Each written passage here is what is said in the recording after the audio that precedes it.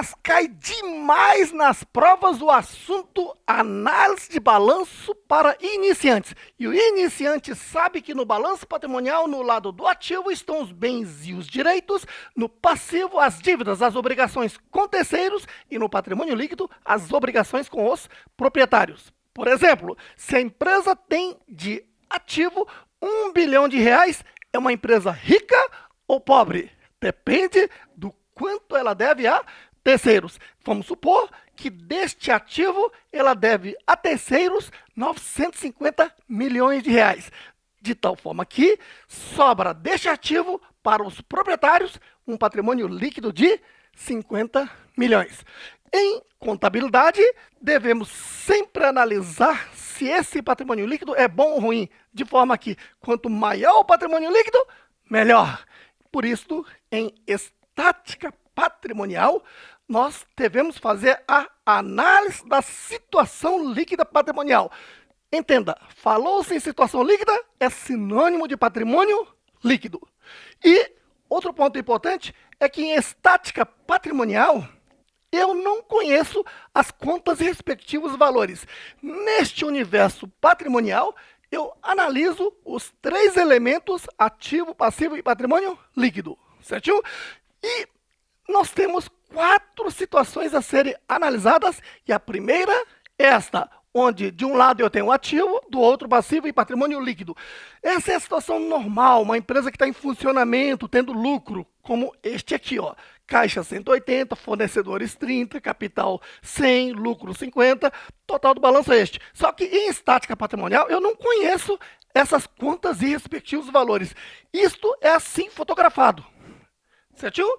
E como eu analiso? Porque se ela tem um passivo e está normal, Roberto, sim, toda empresa que está em funcionamento, ela tem alguma dívida com terceiro. Por exemplo, contratei o primeiro empregado. Empregado é contratado por tempo de serviço e a partir deste momento já deu o salário ao empregado. Por isso a empresa está em funcionamento, alguma dívida com terceiro?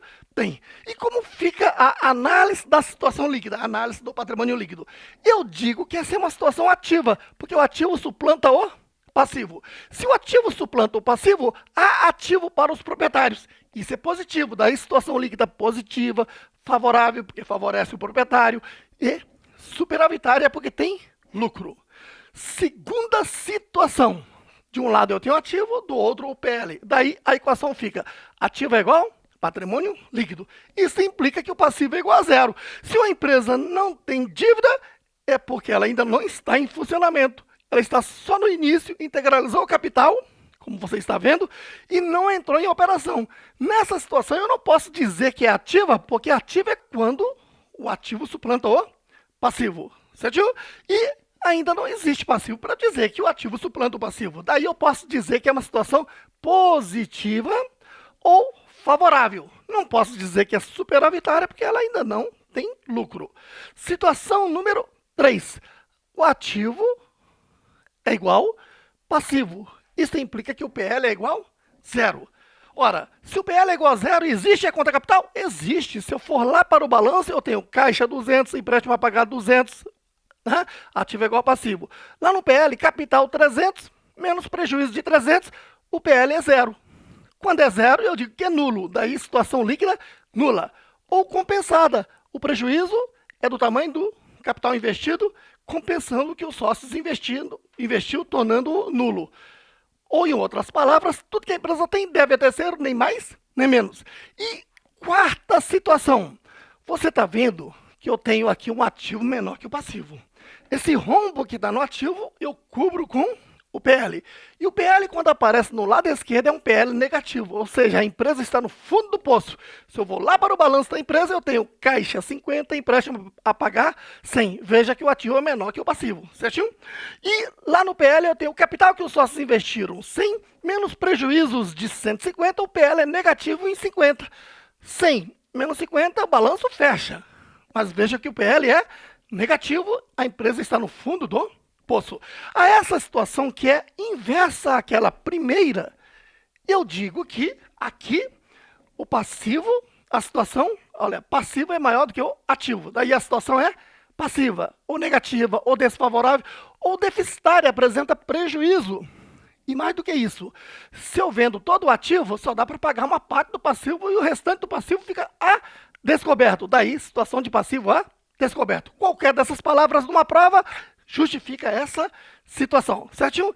E nas literaturas termina por aqui, mas nas provas tem essa última situação, onde o PL é igual a passivo. Neste caso, o PL é negativo. Sempre que o PL aparece no lado esquerdo, é porque o PL é negativo. Essa é uma situação pós-falência. Como assim?